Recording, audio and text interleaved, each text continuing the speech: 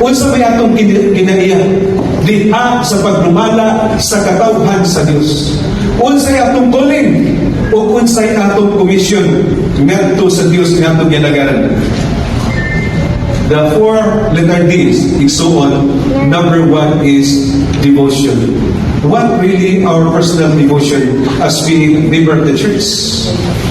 Unsa may atong development while we have a personal devotion sa kinabuhi.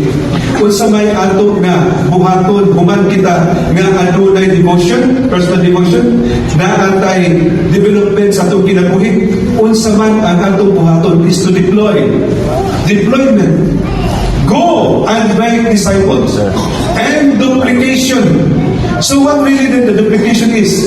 Ang atong pagpakig-duplicate because we are already a disciples of Jesus.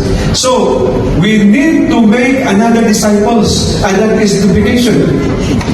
The Greek word of the word matitis igsuon disciples, gitawag sa a learner or adherent.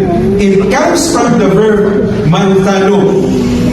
A learned disciple is one of the follows someone's teaching. It is also implies imitating the teacher. Kinsa itong sundon? Jesus Christ. So the word matitis implies four things. Upat ang gamutan. Una, learning from Jesus. Ikaduha, following Jesus. Ikatulo, imitating Jesus. And the last is becoming like Jesus. Mao ni mga kaigsunan. Discipleship requires that we surrender totally to Jesus.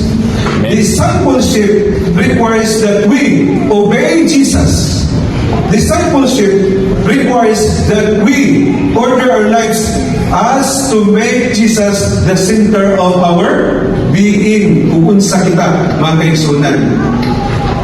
Can people see Jesus in us?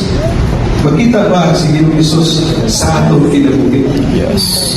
Mga kaigsunan, the four great passions of discipleship is that passion for Jesus Christ, passion for the Word of God, passion for worship and prayer, and the last is passion for the lost. Kumusta igsuon? Nakahimo ba ta sa pag-meeting sa board nga ang atong gihimo nga agenda is to visit with people? Amen.